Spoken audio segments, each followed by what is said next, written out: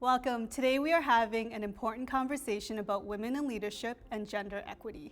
I have two amazing Haskayne MBA alumni with me, and we're going to start that conversation now. Do you think one's upbringing impacts or changes their perspective when it comes to gender equity?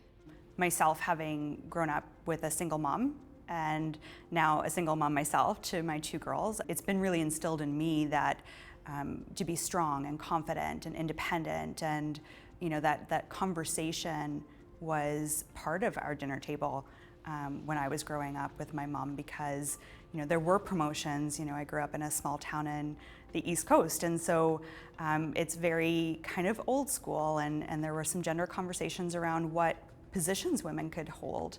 And so that became kind of an important part of our conversation. And then I relay that into my family and my two girls and tell them about those stories so that they're aware and they're knowledgeable about this stuff, so that as they go forward, they can promote more that equality and that equity piece. My parents are Korean immigrants who came here to actually Edmonton. Yeah, my parents would always inform my brother and I that because we were an immigrant family, we always had to work harder and we had to work faster, and to make sure that that we were successful in life. Jolene, what is your advice to people who want to help with gender equity? And again, it's not about always women supporting women, but there are men who support women, and then there's people supporting other ethnicity. What's your advice to people who want to take part in this and help? Absolutely. I've been fortunate to have men and women mentors, different ethnicities as mentors throughout my career. And I think if I look at them as the model of what I think people should be doing, it's really speaking out. It's speaking your mind, it's voicing your opinion. It's really that mentorship piece where, it doesn't have to be like versus like.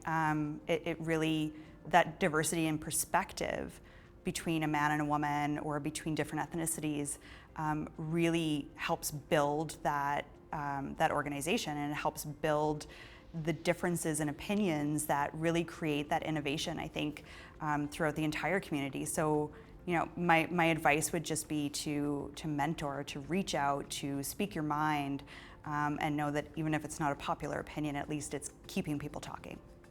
How do you feel about having these conversations? Do you want to have more? Do you want to have less? Do we need to have more? I think conversations like this can be blown out of proportion. And again, it's all about perspective. You don't want to talk about something to the point of exhaustion, because then it just becomes, oh gosh, here we go, the gender equity conversation again. Yeah. And that's not the kind of conversation we want to have. But at the same time, do I think we need to continue having the conversations? Absolutely. I like kind of sneakily having the conversations, right? In the same way that I do with my kids at home. You don't talk about gender equity. We talk about, so are you going to try out for the hockey team? Well, if you're not, why not? Why would you not do that? So, having those conversations inherently in your everyday life versus, calling it out as it is. Because I think that when you call it out, it allows people to then have a very strong negative feeling against it, and that's not what we want to do. We just want to continue to have the conversations naturally. So I think conversations like this are fantastic.